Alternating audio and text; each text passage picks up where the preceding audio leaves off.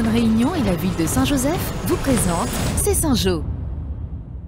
Dans votre magazine cette semaine, la reprise du prêt à domicile pour le plus grand plaisir de 80 bénéficiaires et la journée de la citoyenneté, un rendez-vous avec la jeunesse saint-josephoise. C'est maintenant, c'est Saint-Jo. Si le livre me plaît, je lis un livre par jour. À bientôt 94 ans, Gisèle est une amoureuse des livres. Elle peut en lire près d'une dizaine par mois. Pourtant, difficile, voire même impossible pour elle de se déplacer à la médiathèque. C'est donc toujours avec un grand sourire qu'elle accueille l'équipe de prêt à domicile de la médiathèque. J'ai toujours été attirée par la lecture. Quand je travaillais, je ne pouvais pas lire la journée. Je partais au lit autour de minuit pour avoir le temps de lire un peu. Parce que j'avais besoin de la lecture. Comme elle, 47 personnes, principalement âgées ou porteuses de handicap, font appel à ce service de la médiathèque, qui existe depuis plus de 15 ans, mais qui était en sommeil depuis le début de la crise Covid. Avec la reprise, c'est le bonheur pour tous les bénéficiaires et les agents en charge de la livraison. C'est un énorme plaisir, une énorme joie de pouvoir reprendre nos sacs, recommencer notre tournée, parce qu'on attendait ça avec beaucoup d'impatience, parce qu'il y a quand même des demandes. Parce que souvent on m'appelle en médiathèque, on me dit quand est-ce que vous repassez, et on ne pouvait pas leur répondre. Mais là, ça y est. Plusieurs jours chaque mois sont consacrés à la livraison et à la récupération des livres de prêt à domicile gratuits. Tout débute ici, à la médiathèque du Sud Sauvage, où les livres sont choisis selon les demandes des lecteurs ou le choix des agents qui connaissent bien les goûts des habitués. Parfois, ils ont des titres, des auteurs qu'ils aiment. Donc, on fait un choix en fonction de ça.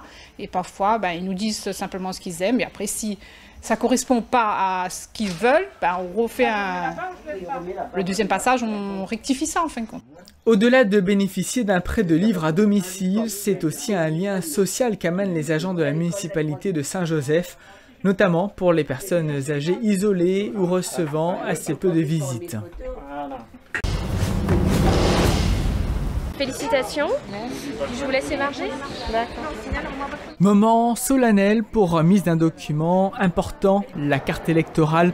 Ils sont 394 jeunes à s'être vus remettre leurs documents, marquant leur entrée dans la citoyenneté. C'est important de remplir mon devoir citoyen, donc ça me fait vraiment très plaisir de venir ici et de la récupérer, surtout en tant que Saint-Josephoise. On s'est battu pour le droit des votes des femmes, donc maintenant qu'on l'a, on peut voter, donc pour moi c'est une grande responsabilité. Ça donne plus de droits et de responsabilités, du coup c'est un peu stressant je trouve. Pour l'instant, à moins d'un mois du premier tour, ces jeunes ont-ils déjà effectué leur choix de candidat ? Je regarde encore les programmes et les personnes qui sont candidats. On va se renseigner sur la politique déjà pour être sûr de ne pas faire les mauvais choix. Un moment important dans la vie citoyenne de ces jeunes, de celles et ceux qui décident de l'avenir. C'est important pour notre République. Maintenant, ce qu'il faut, c'est les motiver pour qu'il y ait le moins d'abstention possible. Je crois que c'est notre plus gros problème à l'heure actuelle.